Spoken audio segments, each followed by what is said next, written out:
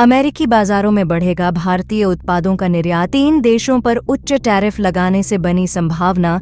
Tariff के कारण कीमतें बढ़ाने से अमेरिकी बाजार में तीनों देश कम प्रतिस्पर्धी हो जाएंगे, जिसके कारण भारत से कृषि, इंजीनियरिंग, मशीन टूल्स, कपड़ा, रसायन और चमड़े के क्षेत्रों में निर्यात बढ़ सकता है।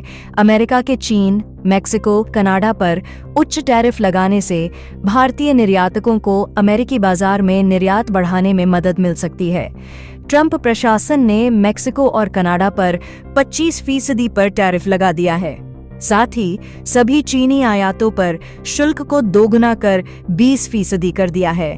Federation of Indian export organisation के अध्यक्ष पद के लिए मनोनीत एससी रल्हन ने कहा, तीनों देशों पर टैरिफ लगाने से कृषि, इंजीनियरिंग, मशीन टूल्स, परिधान, कपड़ा, रसायन और चमड़ा जैसे क्षेत्रों में भारतीय निर्यातकों को लाभ मिलने की उम्मीद है। अमेरिकी राष्ट्रपति डोनाल्ड ट्रंप की ओर से लगाए गए उच्च टैरिफ चीन, मेक्सिको और कनाडा से अमेरिका को होने वाले निर्यात को प्रभावित करेंगे, क्योंकि वे अमेरिकी बाजार में अपने उत्पादों की कीमतों में बढ़ोतरी करेंगे।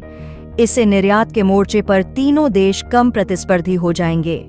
यह भारतीय निर्यातकों के लिए बड़ा अवसर है और इन्हें अमेरिकी बाजार में अपनी पहुंच बढ़ाने के लिए इनका लाभ उठाना होगा। अमेरिकी राष्ट्रपति डोनाल्ड ट्रंप के पहले कार्यकाल के दौरान जब अमेरिका ने चीन आयातित वस्तुओं पर उच्च टैरिफ लगाया था, तब भारत चौथा सबसे बड़ा लाभार्थी रहा था।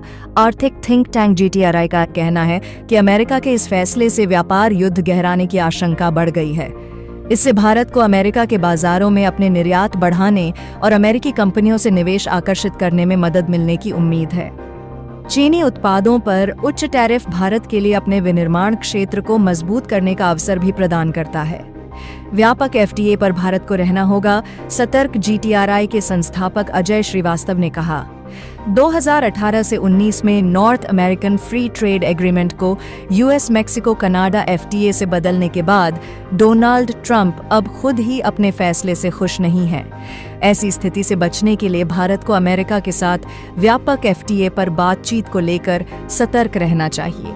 इससे भी बुरी बात यह है कि बातचीत की मेज पर अमेरिका भारत से न सिर्फ टैरिफ में कटौती की मांग कर सकता है, बल्कि सरकारी खरीद को खोलने, कृषि सब्सिडी घटाने, पेटेंट सुरक्षा को कमजोर करने और अप्रतिबंधित डाटा प्रवाह की अनुमति देने जैसी अतिरिक्त रियायतें भी मांग सकता है।